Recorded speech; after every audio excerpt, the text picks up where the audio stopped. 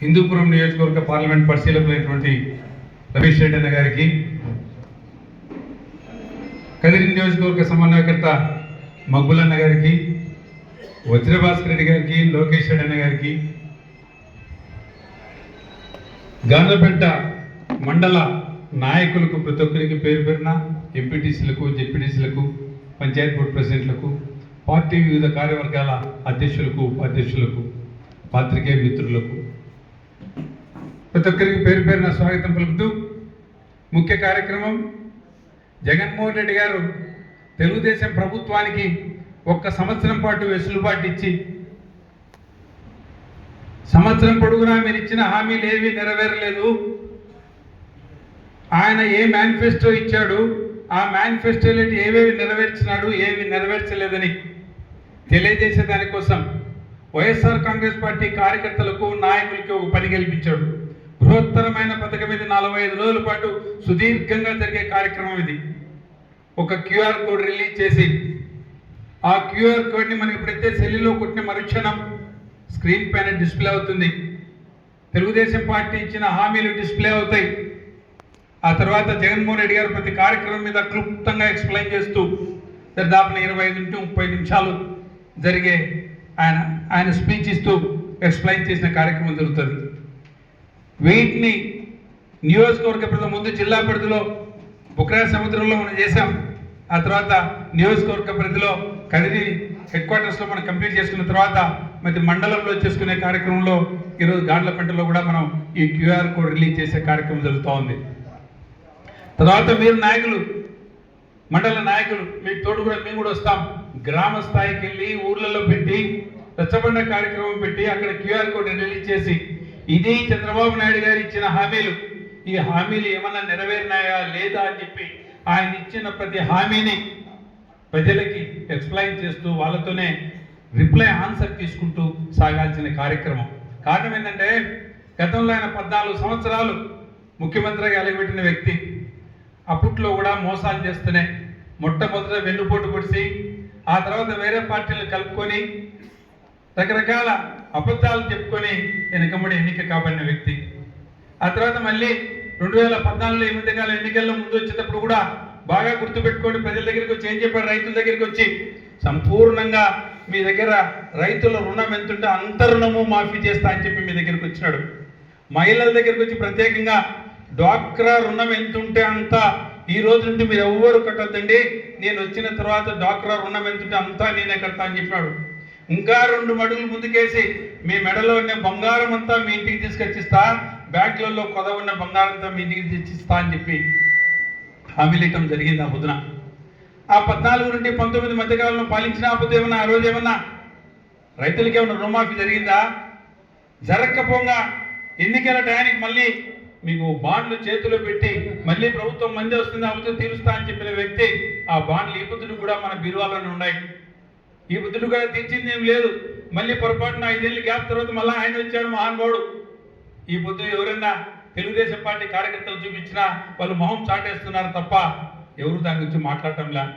డ్వాక్రా మహిళలు అయితే ఈ చంద్రబాబు నాయుడు నమ్ముకొని డ్వాక్రా రుణం కట్టక, ఆయన ప్రభుత్వం వచ్చిన తర్వాత ఆ ప్రభుత్వం తెలుగుదేశం పార్టీ ప్రభుత్వం కూడా కట్టక లాస్ట్కు అందరూ బాగున్న గ్రూపులంతా డిఫాల్ట్ గ్రూపులు అయిపోయి వాళ్ళందరూ బ్లాక్ లిస్టులో పడిపోయే కార్యక్రమం జరిగింది. అప్పట్లో ఎన్ని మోసాలు చేసిన వ్యక్తి మళ్ళీ మోసాలు చేస్తూ అబద్ధాలు చెప్తూ మళ్ళీ మేనిఫెస్టో రిలీజ్ చేసి మీకు 3000 పెన్షన్ 4000 చేస్తా, అమ్మఒడి ఇంట్లో 1 2 3 10 మంది ఉంటే 10 మందికి అమ్మఒడి ఇస్తా, 18 ఏళ్ళు ఉంటే 60 ఏళ్ళ మధ్య ఉన్న ప్రతి మహిళకు నెలకు 15,000 చొప్పున, సంవత్సరానికి 18,000 చొప్పున మీకు అందరికి ఇస్తా, సంవత్సరానికి 4 లక్షల ఉద్యోగాలు సృష్టిస్తా, వెరసి 5 ఏళ్ళకి 20 లక్షల ఉద్యోగాలు సృష్టిస్తా, ఒకవేళ ఉద్యోగం వీలేకపోతే ప్రతి నిరుద్యోగికి 3,000 రూపాయలు నిరుద్యోగ భృతి ఇస్తా అని చెప్పి అబద్ధాలు చెప్పి, ఉచిత బస్సులు ఎక్కిస్తా అని చెప్పి రకరకాల వాగ్దానాలు చెప్పి ఈ 1 సంవత్సరం గడిచిపోయిన తర్వాత ఏ ఒక్క హామీని ఫుల్ఫిల్ చేయకోకుండా మన మీద బాధుడు కార్యక్రమం మొదలుపెట్టి దేంట్లో తోచడంలే మీరు ఇసుక అమ్ముకుంటున్నారు, మట్టి అమ్ముకుంటున్నారు, బ్రాంతి అమ్ముకుంటున్నారు. ఇవన్నీ ఏమన్నా ప్రభుత్వానికి వచ్చే ఆధికమైనా కాదు, మీ కార్యకర్తలు, మీ నాయకులు దోచుకునేదానికే కార్యక్రమం చేస్తున్నారు తప్ప మీరు ఎక్కడా సంపద సృష్టించింది లేదు. ప్రజలకు ఇచ్చింది లేదు, సంక్షేమం లేదు, అభివృద్ధి లేదు. ఏం చేస్తున్నావు మరి అంటే అప్పు చేస్తున్నాం. అప్పు చేసి ఏం చేస్తున్నామే అంటే ఎక్కడ పెడుతున్నామో కనపడటంలే. అప్పులేమో రోజు రోజు పెరిగిపోతూ ఉంటాయి, ప్రజలకు సంక్షేమం ఉండదు, అభివృద్ధి ఉండదు. మళ్ళా కళ్ళకు కట్టినట్టు గ్రాఫిక్స్ అన్నీ చూపించేస్తుంటారు. అక్కడెక్కడో అమరావతిలో 50,000 కోట్ల రూపాయలు పెట్టుబడి పెట్టి అన్న చెప్తాంటే అంతకుముందు 140 మీటర్ల వెడల్పుతో రోడ్లు వేసి జనాలు కూడా సక్రమంగా ఒక బిల్డింగ్ రాలే, ఒక కొట్టం రాలాడ, ఏమి రాలే. అక్కడ పోయి 140 అడుగుల 140 మీటర్ల వెడల్పు రోడ్లు వేసి ఏం రాజధానులు అంటే ఒక నిర్మించేది కాదు సోదరుల. రాజధాని అవెంతకు అవే నిర్మించబడాలా? ఈ రాజధాని హైదరాబాద్ను మనం చూసినాం, అది ఎంతకదే రోజు రోజుకు అంచెలంచెలుగా పెరుగుతా పోయింది తప్ప ఏ వ్యక్తి కూడా సొంతగా నిర్మించితే రాజధానులు ఏర్పడవు. కేవలం రాజధాని అంటే సెక్రటేరియటో, అసెంబ్లీనో, లేకపోతే స్టాఫ్కు సంబంధించిన క్వార్టర్సో, లేకపోతే అన్ని డిపార్ట్మెంట్లకు సంబంధించిన హెడ్ క్వార్టర్సో, వాళ్ళకి సంబంధించిన చిన్న చిన్న ఆఫీసులు ఉంటాయి తప్ప ఇవి ప్రభుత్వం కల్పించాల్సిన సౌకర్యాలు. ఆ తర్వాత రాజధాని ఆటోమేటిక్గా పాపులేషన్ పెరిగి చుట్టూ ఇండస్ట్రీస్ అవి పెరిగి ఎడ్యుకేషన్ ఇన్స్టిట్యూట్స్ పెరిగి అది రాజధాని నిర్మించబడాలి తప్ప ప్రతి ఇటుకే నేనే పేరుస్తాను 50,000 కోట్ల రూపాయలు అప్పు చేసి ముందు పెడతానంటే ఆ చిన్న ప్రాంతానికి 12-13 గ్రామాల కలయిక ఉన్న ఒక సామాజిక వర్గం బలంగా ఉన్న ఆ ప్రాంతాన్ని మాత్రమే డెవలప్ చేస్తా అంటే ఈ యావత్ రాష్ట్రంలోని ప్రజలంతా ఏమైపోవాలా? నువ్వు ఆ 50,000 కోట్లకి నీకేమన్నా కేంద్ర ప్రభుత్వం కానీ లేకపోతే ఇంకోటి కానీ నీకేమన్నా ఫ్రీగా ఇస్తున్నారా? పోనీ వడ్డీ లేని రుణం ఏమైనా ఇస్తున్నారా? కాదు కదా. ఏ రోజైనా ఈ రాష్ట్ర ప్రభుత్వము మన చెవులు పిండి మన దగ్గర రాబట్టే లెక్కనే ఆ డబ్బుని వడ్డీ అసలుతో సహా కట్టాలి తప్ప ఊరికొచ్చిన డబ్బులైతే కాదు. ఆలోచన లేకుండా నీ ఇష్టం వచ్చేట్టు అనుభవజ్ఞని 14 సంవత్సరాలు ముఖ్యమంత్రిగా ఉన్నావు, మళ్ళీ 5 సంవత్సరాలు మా కర్మకు నీకే అంటగట్టినాం మేము. 19 సంవత్సరాలు ముఖ్యమంత్రిగా చేయబోతున్న వ్యక్తివి ముందు చూపు లేకుండా చేసే కార్యక్రమాలు ఈ పొద్దుటికైనా ప్రజల దగ్గరికి వస్తున్నావు. ఈ రాష్ట్రంలో అభివృద్ధి కార్యక్రమం ఏం చేసినావో చెప్పు. ఆపిస్టి కరోనా 2 ఏళ్ళు పోయిన తర్వాత 3 సంవత్సరాలు మిగిలిన గత ప్రభుత్వంలో ఆ జగన్మోహన్ రెడ్డి గారు సమూలంగా సంక్షేమం చెప్పి వచ్చినాడైనా మీ దగ్గరికి వచ్చి పాదయాత్ర చేసి సమూలంగా మీ మధ్యన తిరిగి మీ బాధక సాధకాలు తెలుసుకొని ఇవి మీకు అవసరం అని చెప్పి మీరెవరూ గుర్తించలేకపోయినా ఆయన పాదయాత్ర ఉన్నప్పుడు నాకు ఫలాన్ని కావాలని మీరు అడగకపోయినా ఆయన దారిన పోయేటప్పుడు చూశాడు మీ బాధల్ని. ఇవిలా రైతులు పడుతున్న కష్టాలను తెలిసే రైతులకు, ఇవి విద్యార్థులు పడుతున్న కష్టాలని చెప్పి విద్యార్థులకు, వృద్ధులకు, వికలాంగులకు, వితంతులకు, ఒకరికి కాదు రైతులతో సహా ప్రతి ఒక్క సోదరుని గమనించి వాళ్ళ అవసరాలను ఆయన డైరీలో నోట్ చేసుకొని ఇంకా ఎన్నికలకు పోయే ముందు ఓ మేనిఫెస్టో తయారు చేసి మనం ఎవరు ఊహించని మేనిఫెస్టో అది, మనం ఎవరు అడగలేదు కూడా, బ్రహ్మాండమైన మేనిఫెస్టో తయారు చేసి కేవలం 2 పేజీల మేనిఫెస్టో మీకు అర్థమయ్యేట్టు 2 పేజీల మేనిఫెస్టో ముందు పెట్టి ఇది నా మేనిఫెస్టో అని చెప్పి దాంట్లో తూచా తప్పకోకుండా డేట్ ప్రకారం ఎక్కడనే కానీ ₹1 లంచం లేకోకుండా డైరెక్ట్గా మన అకౌంట్లలో డబ్బులు పడే విధంగా ఏ ఒక్కరికో నమస్కారం పెట్టాల్సిన అవసరంలే, ఏ ఒక్కరికి ₹1 లంచం ఇవ్వాల్సిన అవసరంలే. వీడు తెలుగుదేశం వాడా, వైసీపీ వాడా, కాంగ్రెస్ వాడా, కమ్యూనిస్ట్ వాడా ఎక్కడ చూడలే ఎవరు. ఇక్కడెక్కడ వర్ణ వివక్ష లేదు, ప్రాంత వివక్ష లేదు, ఏ వివక్ష లేదు. మీకు శాచ్యురేషన్ ప్రాతిపదికన నువ్వు అర్హుడువా, ఆంధ్రప్రదేశ్ పౌరుడువా, నీకు అర్హత ఉందా, ఏ ఒక్కరికి నమస్కారం పెట్టొద్దు, నీ పథకం నీ ఇంటికి వస్తా అని చెప్పే కార్యక్రమం ఇంత నిబద్ధతతో ఇంత నీట్గా ఒక మేనిఫెస్టో నువ్వు బైబిల్గా ఖురాన్గా భావించిన ఆ వ్యక్తికి మేనిఫెస్టో ఇచ్చిన తర్వాత మేనిఫెస్టో ఏందో ఆ చెత్తపుట్టలో పాడేసే మనస్తత్వం ఉన్న నీకు ఎంత వ్యత్యాసం ఉందో ఒక మాట గమనించండి సోదరులారా. ఆయన ఇయ్యంది పోనిచ్చు, మళ్ళా ఎవరైనా అడిగితే ఈ సూపర్ 6 గురించి అడిగితే నాలుక అని మళ్ళీ గ్యాప్ ఇచ్చి, ఈ మధ్యలో ఆ గ్యాప్ మీనింగ్ ఏమో నాకు తెలియదు, మందం ఉన్నట్లే అనే కార్యక్రమం. ఏంటి నీ దౌర్జన్యం? నువ్వు చెప్పింది చేయలేకపోయినావు, నిరుద్యోగ వృద్ధి ఇవ్వలేకపోయినావు, నిరుద్యోగులకి మీకు స్కిల్ డెవలప్మెంట్లోకి కలిపేసినాను, ఎవరు నిరుద్యోగుల ప్రస్తావన ఎత్తకూడదని చెప్తున్నాను. సంవత్సరానికి 4 లక్షల ఉద్యోగాలు చెప్పినావు, 20 లక్షల ఉద్యోగాలు చెప్పినావు. నువ్వు ఉద్యోగం ఒక్కటి కూడా సృష్టించిన పాపాన పోలే, ఉన్న ఉద్యోగాలు పెరికేసినావు. లాస్ట్కు వాలంటీర్ వ్యవస్థను సమూలంగా మాఫీ చేసినావు. ఇదే వాలంటీర్ వ్యవస్థ మీద కారు కూతలు కూసినారు నువ్వు, నీ దత్తపుత్రుడు. ఏం చూశారు? ఈ వాలంటీర్లు 30,000 మందిని కిడ్నాప్ చేసినారు, మహిళలు అదృశ్యం అయిపోయినారు చెప్పినారు మీరు. 8 సంవత్సర కాలం గడిచింది, గాడిదలు కాస్తున్నారా అని అడుగుతున్నా. 30,000 మంది నిజంగానే మిస్ అయితే ఎందుకు తీసుకురాలేకపోతున్నారు? ఆ ప్రస్తావన ఎందుకు ఎత్తలేకపోతున్నారు? ఈ వాలంటీర్లు గోడి సంచులు మోసే కార్యక్రమం చేస్తున్నారు, 5,000 రూపాయలు ఏమాత్రం మీకు సరిపోదని ఆయనే అంటాడు. మళ్ళా వీళ్ళని రకరకాలుగా హింసించే మాటలు మాట్లాడి ఎన్నికల తరుణంలో ఇదే వాలంటీర్లు అడ్డం తిరుక్కుంటే నేను ఓడిపోతానన్న భయంతో కాదు 5,000 సరిపోదు, 10,000 రూపాయలు జీతం ఇచ్చి మళ్ళీ ఈ వ్యవస్థని ఇలానే కంటిన్యూ చేస్తా అని చెప్పిన ఆ వ్యక్తి ఆ వాలంటీర్ వ్యవస్థని, ఆ వాలంటీర్స్ పూర్తిగా మోసం చేసిన కార్యక్రమం ఆయనకే చెల్లు, ఎవరికి చెల్లదు కూడా. ఇలా నిరుద్యోగుల్ని ఉద్యోగాలు సృష్టించింది పోనిచ్చి ఉన్న ఉద్యోగాలు పెరిగే కార్యక్రమం నీ మేనిఫెస్టోని ఏ విధంగా నమ్మాలా? మేలు చేయాల్సి వచ్చి కీడు చేసే కార్యక్రమం. అలానే 18 ఏళ్ళ నుండి 60 ఏళ్ళ మధ్యన ప్రతి మహిళకు నెలకు 1,500 చొప్పున సంవత్సరానికి 18,000 ఇస్తా చెప్పిన నువ్వు ఈ పొద్దున దాని గురించి ఎవరు మాట్లాడేదానికి లేదు, దాన్ని P4లో కలిపేసినాను అని చెప్తున్నాడు. ఏంటో మాకు ఆ P4 అంటే మాకు అర్థం కావడం లేదు. నువ్వు మాత్రం P4లో కలిపేసినావు, దాని గురించి ఎవరు మాట్లాడకూడదు, నిరుద్యోగుల గురించి మాట్లాడకూడదు, వృత్తి గురించి మాట్లాడకూడదు. 18 ఏళ్ళ నుండి 60 ఏళ్ళ మధ్య వేసిన ఏ ఒక్క మహిళకి ఇస్తాన హామీ నీకు 15 అని చెప్పిన ఆ హామీని కూడా ఎవరు మాట్లాడేదానికి లేదని ఓపెన్ గా చెప్పిన వ్యక్తి ఈ ముఖ్యమంత్రి గారు. పోనీ ప్రజలకు మేలు చేయటంలే, ప్రజలకు సంక్షేమం ఇవ్వటంలే, ఈ రాష్ట్రాన్ని అభివృద్ధి పదంలో నడిపించటంలే.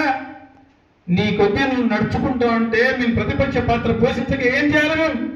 మేము ప్రజల్లోకి వచ్చి ఇది చంద్రబాబు నాయుడు ఇచ్చిన మాటలు, ఇది చంద్రబాబు నాయుడు ఇచ్చిన హామీలు, ఈ హామీలు నెరవేరలేదు, నెరవేర్చంది పోనిచ్చి వాళ్ళ ప్రజాప్రతినిధులను ప్రజల్లోకి పంపించి మీకు అన్నీ చెందినాయని చెప్పినప్పుడు నేను చెప్పినప్పుడు మీరు అబద్ధాల మీద అబద్ధాలు కళ్ళు ఆర్పకుండా చెప్తా ఉంటే ఇది కాదు మీరేమీ నెరవేర్చలేదని మనం నిలిచి అడిగితే మన మీద కేసులా?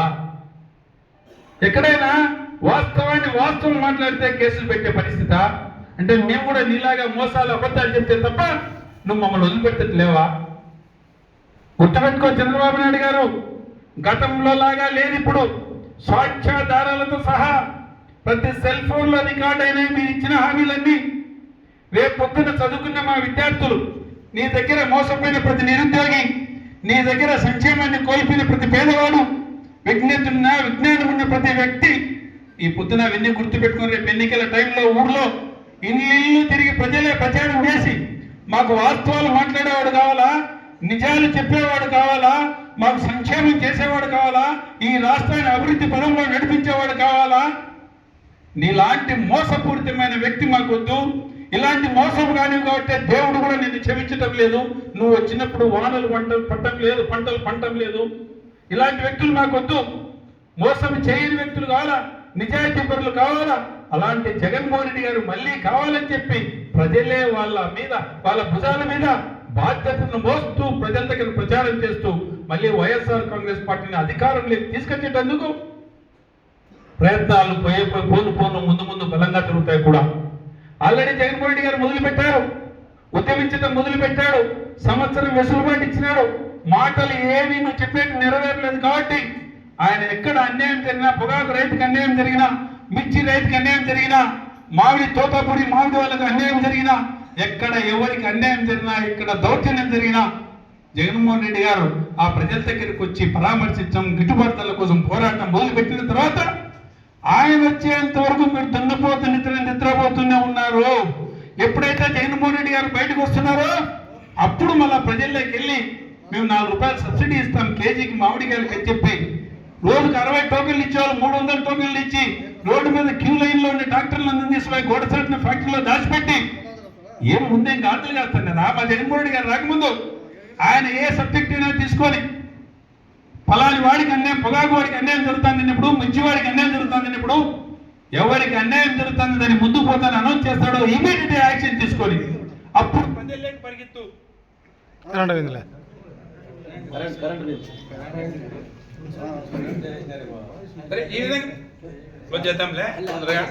ఈ విధంగా ఆయన చేస్తున్న కార్యక్రమానికి భయపడి మాత్రమే వీళ్ళు కాస్త కుస్తో చేస్తున్నారు.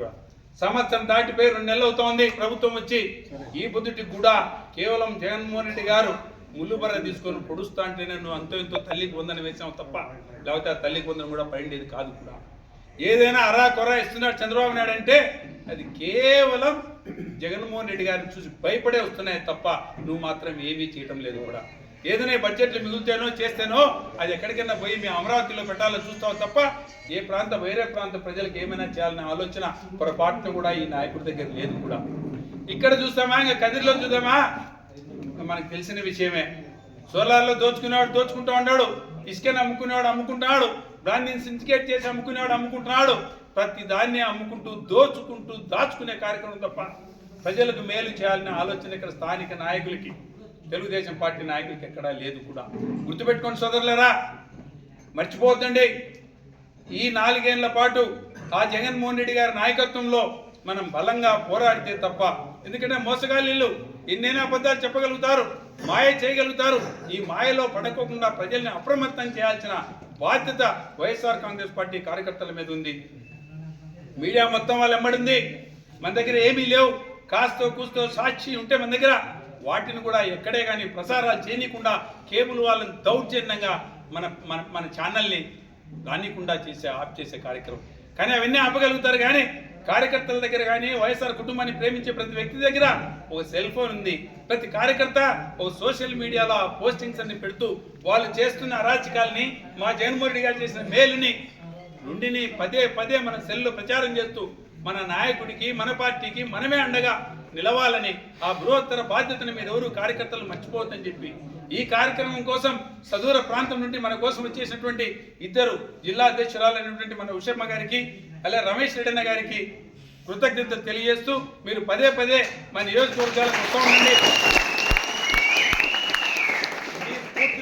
మీ స్ఫూర్తితో మా కార్యకర్తలు ఇంకా ఎక్కువ పోరాడడానికి అవకాశం ఉంది. కాబట్టి నాకు తెలిసి గతంలో కంటే అధ్యక్షులు కానీ ఇలాంటి పరిశీలకులు కానీ మరి ప్రత్యేకించి రమేష్ రెడ్డి గారి గురించి చెప్పాలా, రమేష్ రెడ్డి గారి గురించి చెప్పాలా. నాకు తెలిసి వారానికి ఒకసారి కనపడతాడు.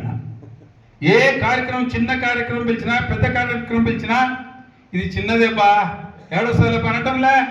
ఏ కార్యక్రమాన్ని పిలిచినా తన నియోజకవర్గంలో లాగా భావిస్తూ టెన్షన్గా టయానికి మనకంటే ముందే వచ్చి కూర్చుంటున్నాడు కార్యక్రమాలకి.